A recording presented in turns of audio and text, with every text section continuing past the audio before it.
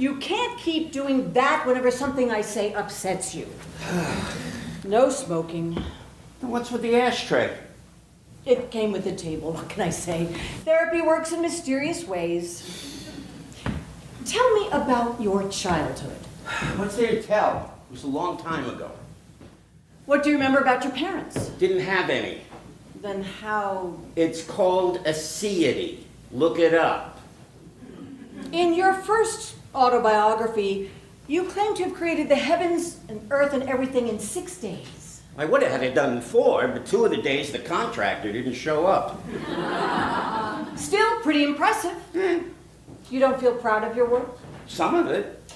The kangaroo. That had never been done before. If you could sum up your personality in just a few words... I'd have to go with all-powerful. I wonder, why would someone who's all-powerful be so insecure? Insecure? I'm the least insecure person you'll ever meet. Yet you seem to have an insatiable desire for adulation, constantly requiring reassurance that everyone loves and respects you. All right, that's it. We're done here. You're upset. Oh, you think? I've touched a nerve. No, you're wasting my time with your ridiculous psychobabble. Wasting your time? Are you kidding me? You guys are still doing that reflective therapy shtick? Reflective therapy shtick. You know what I'm talking about. The therapist takes a few of the patient's words and repeats them as a question. Repeats them as a question? Now cut that out! You're free to leave at any time. I can strike you dead at any time. But you won't. You're here for a reason. I don't know why I'm here. I created rainbows and puppies and ice cream. And plague and pestilence and famine, that's just for your own amusement? There's some entertainment value there, sure. The unspeakable suffering, the millennia of misery for so many millions of people, that's just entertainment to you? It's not vaudeville, but look, it's a job. I do the best I can. But at the end of the day, I don't take my work home with me. Tell me about home. You're surprised I have a personal life. I have a personal life, believe me. I never took a vow of chastity. I've sowed a few wild oats in my time. Who? How? Well, if you've read my second autobiography, I think you know what I mean. Yeah, women find me impossible to resist. Narcissistic? Except for Quakers. And Unitarians. Going back to your first autobiography, again and again, it's impossible not to notice your insecurity, always having to prove that you can dominate others. Again, with the insecurity. Give me a for instance. Well, let's take the business with Abraham and Isaac. Remind me. You told Abraham to kill his son Isaac, just to prove that Abraham knew you were the boss. Oh, come on. That was a practical joke. Locker room talk. Abraham knew I was just teasing him. No, he didn't. I said it, tongue in cheek, but you had to be there. That's not funny, it's sadistic. No, he knew it was a joke. I mean, we all laughed. We had some barbecued lamb. Looking back, I guess it was kind of a dick move. You drowned almost every living thing on Earth with a flood. Flood? Boy, that goes way back. You left one family alive. That's so they could tell future generations how powerful you are? No, I noticed some things that could be better. I mean, this wasn't a fixer-upper. It needed a total do-over. You're criticizing me for trying to improve my own work? Why don't you talk about the good things I've done? I'll be happy to. First, tell me about Lot's wife. What, who? No smoking.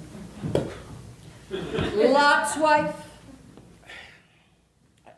I'm drawing a blank here. You decided to destroy 2 cities because they were so evil. Sodom and Gomorrah. You said that Sodom's big sin was the women there were arrogant and overfed. So I destroyed both cities. Sounds about right. What's the big deal? You let Mr. and Mrs. Lot escape, but you warned them not to turn around and look at what they were leaving. What happened next? Lot's wife turned around and you turned her into a pillar of salt. Oh, her! Sure, I remember that, yeah. You turned her into a pillar of salt for turning around? Yeah, you're taking that way out of context. I mean, the way you tell it, sure, I'm the bad guy. What's the proper context? She just wouldn't listen. Direct violation of my 90 commandments, all she had to do. Wait, 90 commandments? You mean 10. 90? Plus 12 limericks. Where do you get 10? That's how many Moses brought down the mountain. Son of a... He only brought 10? As far as I know. Some were pretty good, but the first 3 were all about kissing up to you. You think some are pretty good. Which ones do you like the best? Why don't you tell me why you're really here? Court-ordered psychiatric evaluation. You could have ignored the court order. You could have ignored the whole trial. What could we do? You're here because you want to be here. So why do you want to be here?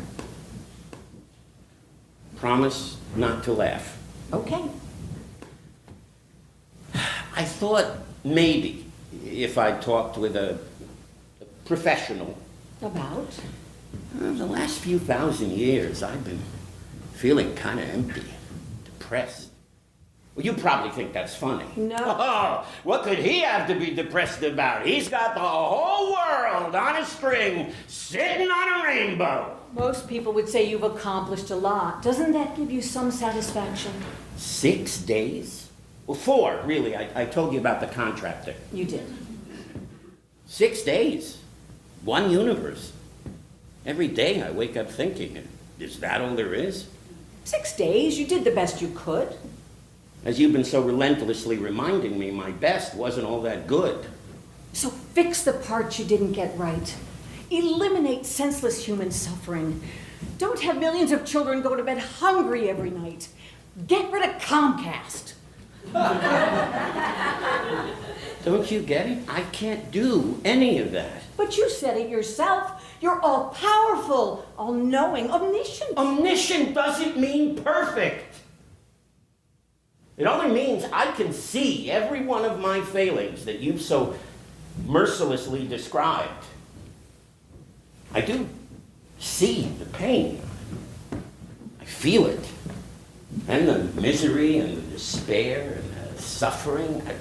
You think I wouldn't do better if I could? You think it doesn't keep me awake at night? My failures, my shortcomings? Maybe it's time you forgave yourself. Forgiveness doesn't come easy to me. Perhaps we've had unrealistic expectations of you. You've had unrealistic expectations, so I'm charged with crimes against humanity. You feel you're being punished for doing your best. Let's return to your feelings of depression next time. Fine. Now let's talk about your relationship with your son. Jesus.